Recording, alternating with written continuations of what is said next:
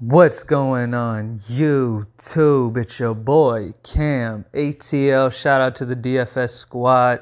Shout out to everybody watching this video right now. Drop a like down below because I already know you're going to love it. Subscribe to the channel if you haven't already. Make sure you comment anything down in the comment section to enter your name into the $50 giveaway that I do every single week on this channel. Also, I will be announcing the winner of last week's $50 giveaway down in the comment section, so make sure you check that out.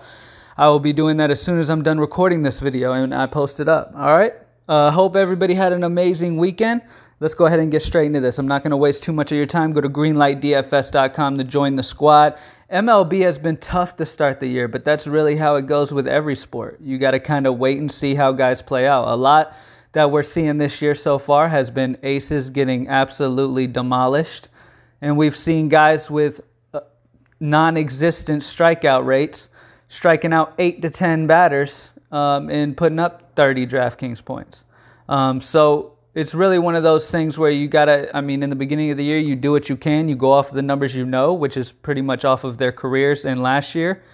And then you attack them when necessary, or you don't, and you just, you hope for the best at this point. But now that we've seen all of the starters for all the teams and all their rotations have gone through by now, we kind of have a much better idea of what guys are going to have a better season this year than last year, what guys might struggle this year. Other than last year, they might have had a good year. Maybe this year they're going to come back down to reality a little bit.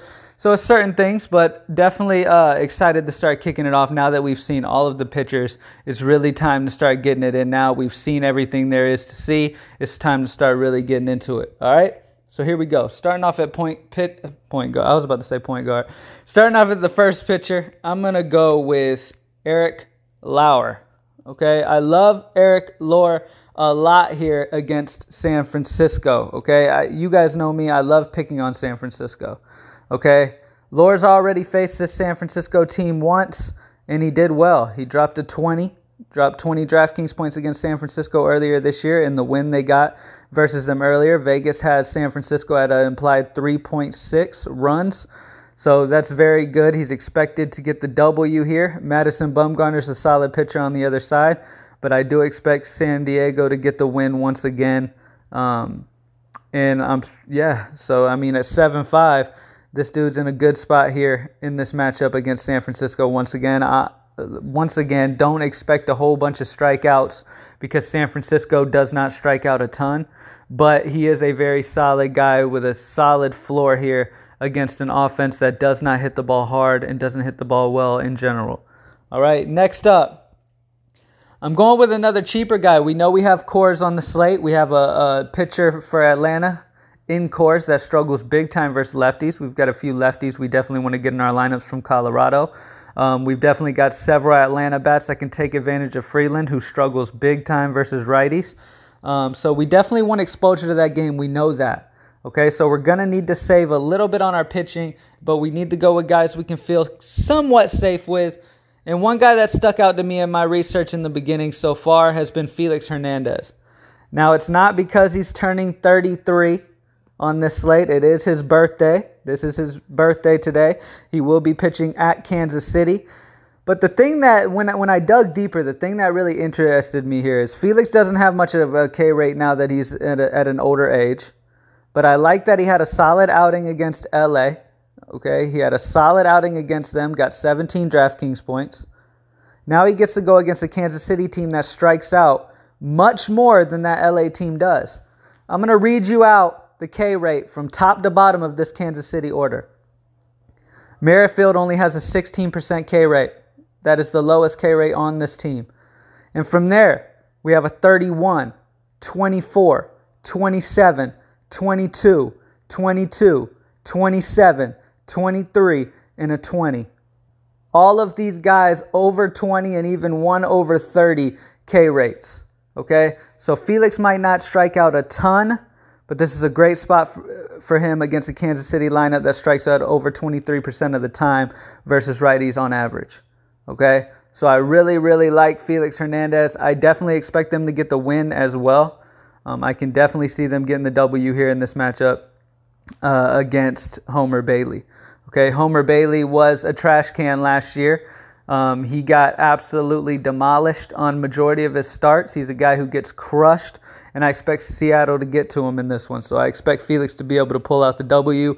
As long as Felix doesn't have one of those games where he just gets absolutely blown up, I see him coming in, a little hype. It's his birthday. His team's pumping him up. Maybe he comes out and has a solid performance here. And like I said, that K rate for the Kansas City team should keep his floor fairly nice in this matchup. All right. Next up, a guy that I'm hoping not many people talk about, but he's my sleeper on this slate at 4-3, Kendrys Morales.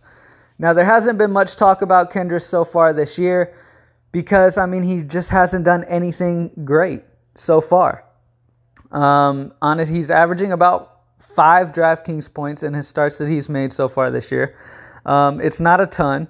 Okay, we know in cash games that 5 is an okay floor. We don't need huge points in cash games especially. But Kendrys Morales in this matchup, the reason why I love him so much is because not only does he have that 5-point floor in this matchup, but this is a double dong type of guy, okay? I played him multiple times last year when he hit 2 home runs in one game. Multiple times throughout the season. I played him almost each time, okay? And this seems like another spot he could damn well do that. Baltimore is up there when it comes to hitter-friendly ballparks. It's a very hitter-friendly ballpark. And to top it all off, Kendrys Morales will be batting left-handed against Andrew Cashner, which means that wind blowing out to right field at 9 miles per hour projected for tomorrow's game is going to be highly beneficial for lefties.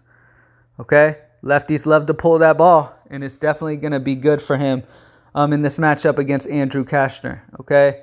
Morales has a great history versus Cashner, and he hits over a 192 ISO versus right-handed pitching. Okay? And Cashner has been known to get just dominated. Okay? So I love Kendrys Morales here. I'm going to go with him. Next up in the outfield, I'm going to go with Jay Bruce against Homer Bailey. I talked about it just a second ago. Homer Bailey got knocked around a ton last year, and I expect that to continue. Jay Bruce has been having an amazing year so far in the beginning. Bruce has dominated Bailey in a small sample size, and he has a 256 ISO versus right-handed pitching, and Homer Bailey gives up a 205 ISO to lefties. Everything is adding up for Jay Bruce to be a big part of the reason Seattle beats Kansas City in this one. I expect him to hit a home run in this one. I love Jay Bruce. All right, next up, I'm going to go with David Dahl. Now, I will say he got pulled in his last outing. Looked like he was in a little bit of discomfort. If he does happen to not play, then I would swap him out with either Acuna for Atlanta or Charlie Blackmon to take advantage of Teheran struggling versus lefties. He cannot get lefties out. But assuming Dahl plays, I love Dahl. Lefty-righty matchup. He's crushed Julio so far in his career in a small sample size and has a 258 ISO versus righties. I love Dahl in this one. He is a big part of it, and I love that he hits fourth in this lineup, meaning these guys are going to get on base in front of him, and he's going to knock them in. All right, he's had a solid year so far this year, hitting amazing, and obviously you want some exposure to that game in Colorado. This is going to be a great game. You want exposure to both sides of it, Atlanta and Colorado. And that's it. We got Erik Lauer, Felix Hernandez on his birthday. Happy birthday, 33. Kendrys Morales, Jay Bruce, and David Dahl. And remember, if Dahl gets pulled, I'm good with pivoting over to Acuna or Charlie Blackmon in that spot. Thank you guys for watching. As always, drop a like down below, subscribe to the channel, and comment anything down in the comment section. Make sure you follow me on Twitter at cam_ATL so you can ask me whatever questions you have throughout the day.